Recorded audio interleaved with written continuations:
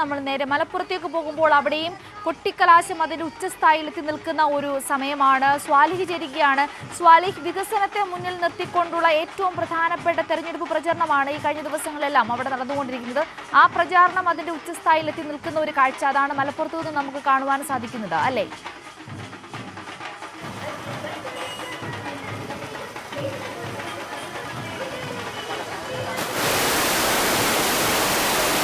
ആവേശം നിറഞ്ഞ കൊട്ടിക്കലാശം തെരഞ്ഞെടുപ്പ് പ്രചാരണത്തിന്റെ ഏതാണ്ട് ഒരു മാസക്കാലം നീണ്ടുനിന്ന പ്രചാരണത്തിന്റെ ആവേശ കാഴ്ചകളാണ് നമുക്ക് കാണാൻ കഴിയുന്നത്. ഞാൻ നിൽക്കുന്നത് പൂക്കോട്ടൂർ പഞ്ചായത്തിലാണ്. പൂക്കോട്ടൂരിലൊക്കെ നമുക്കറിയാം അത് സ്ഥിരമായി UDF ജയിക്കുന്ന UDFന് വലിയ മേൽക്കൈയുള്ള മുസ്ലിം ലീഗിന്റെ ആധിപത്യമുള്ള ഒരു പഞ്ചായത്താണ്.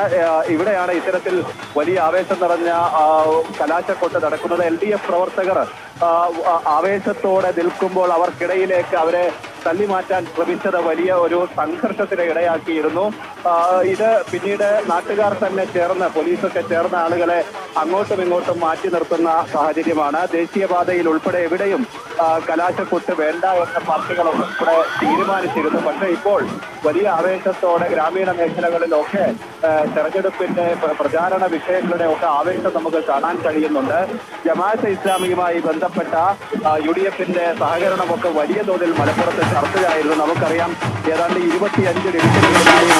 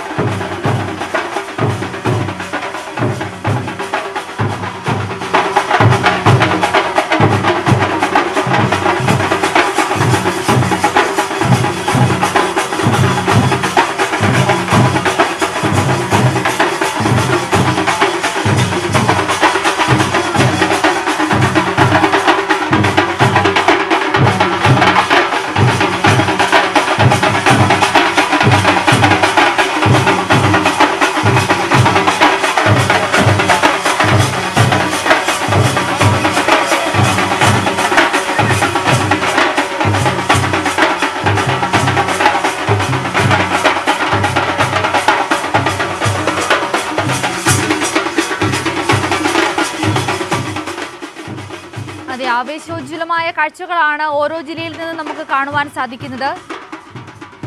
മലപ്പുറം, കണ്ണൂർ, കാസർഗോഡ്, വയനാട് തുടങ്ങിയ ജില്ലകളിലെല്ലാം തന്നെ ആവേശോജ്വലമായ രീതിയിൽ കൊട്ടിക്കലാശം പുരോഗമിച്ചുകൊണ്ടിരിക്കുകയാണ്.